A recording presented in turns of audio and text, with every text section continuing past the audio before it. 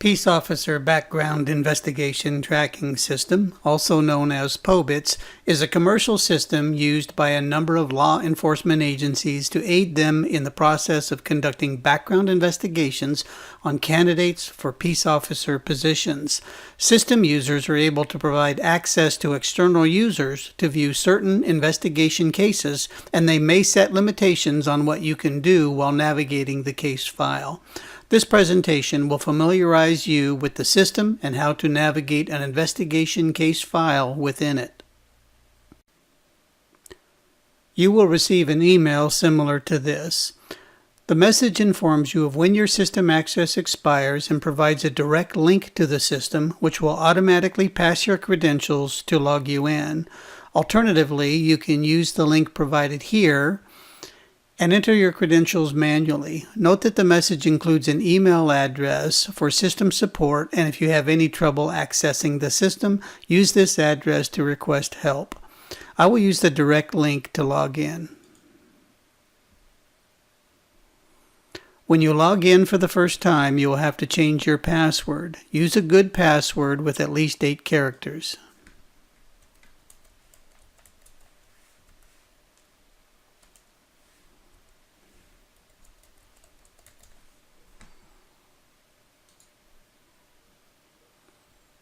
Once logged in, you will see a list of candidates to which you have been given access.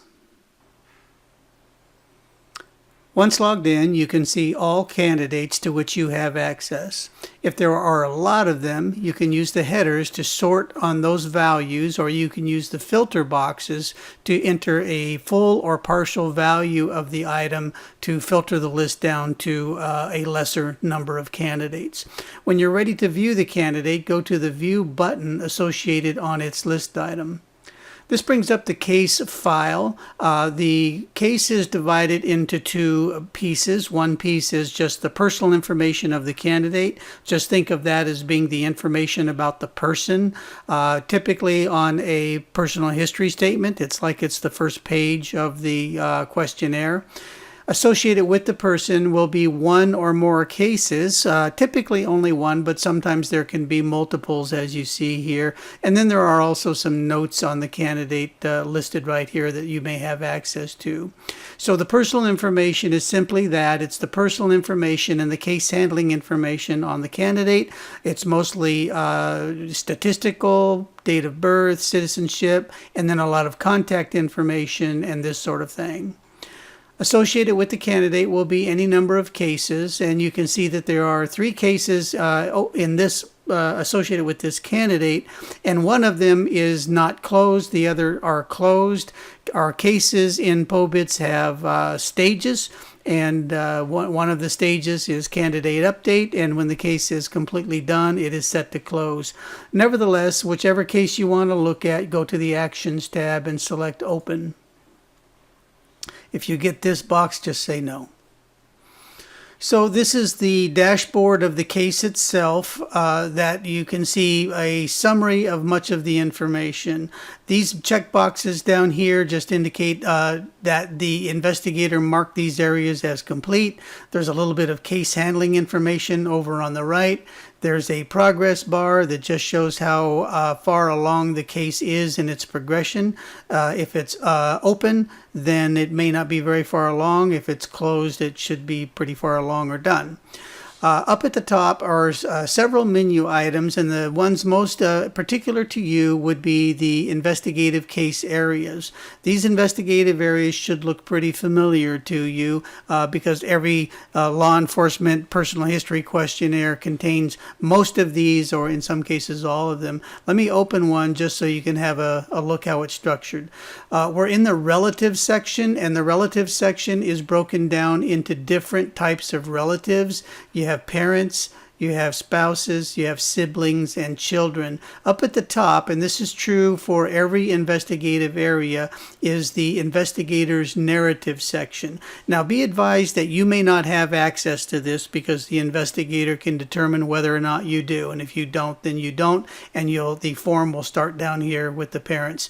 Within the investigative area, we have a number of subjects, in this case, all relatives. And for any of these people, you can go over to the Actions tab and select review, and then you can open up the person and see what there is to be seen about this. Now again, you have investigators notes, and these may or may not be available to you. If the investigator who gave you access has decided not to give you that access, then you don't have it. Otherwise, you can see just all of the contact information and details about this person. You can also see questionnaires related to this person. So usually there will only be one in here, and you could click on it and review it, and you could look at the questionnaire provided by that person. The secondary references tab in this case is a list of any secondary references provided by this person, and then each person has an access log, so we can see when they access the system, and we can see a Google map of where their address is.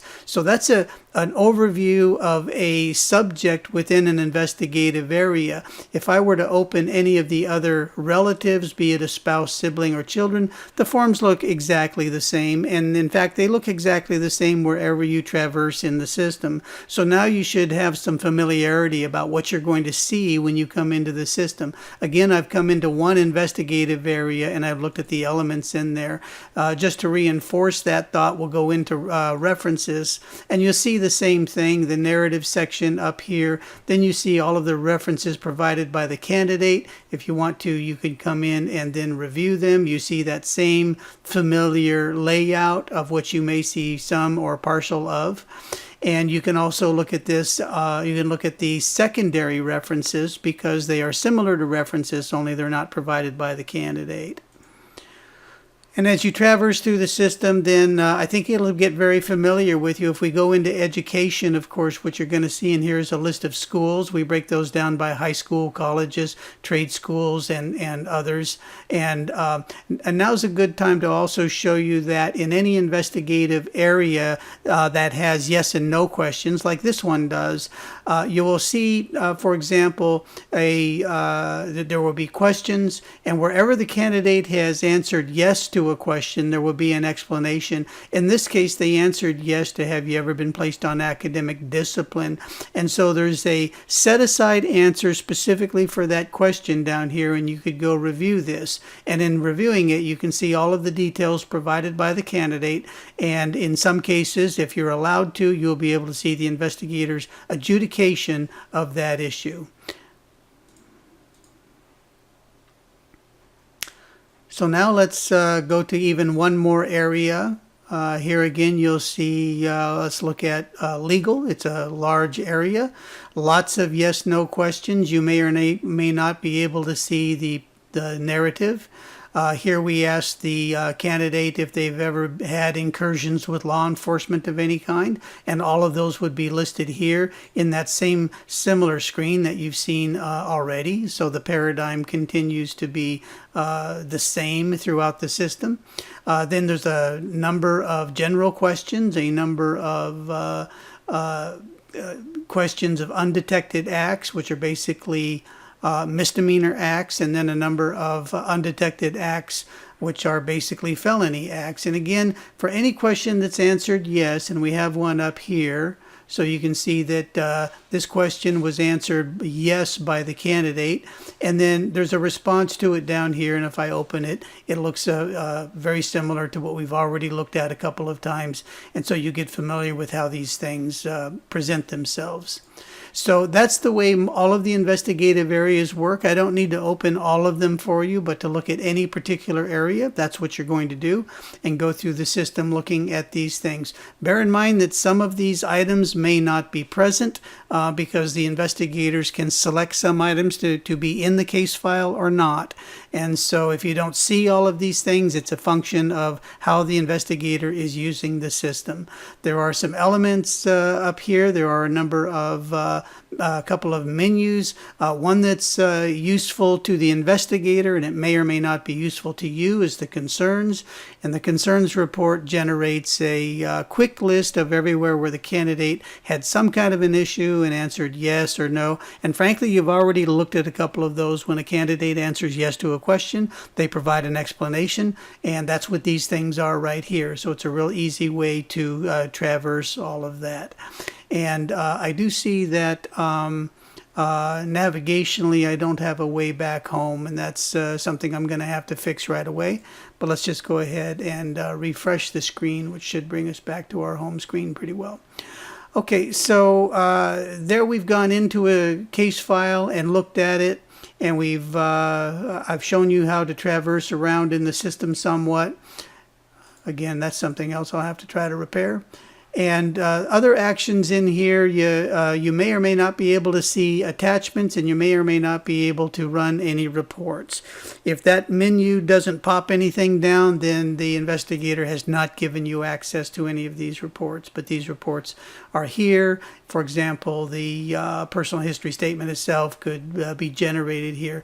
Whether or not these items can be printed is a touchy subject, and so it depends on your role and what you do, and it depends on just how tightly the organization wants to hold these things. Obviously, if you're given the ability to generate any of these reports, it's almost like they're giving them away, and this information tends to be pretty closely held. So don't be surprised if you don't have access to any of these reports. It's simply an option that we've given those users. So that's a fundamental overview of how to navigate the system once you're in there.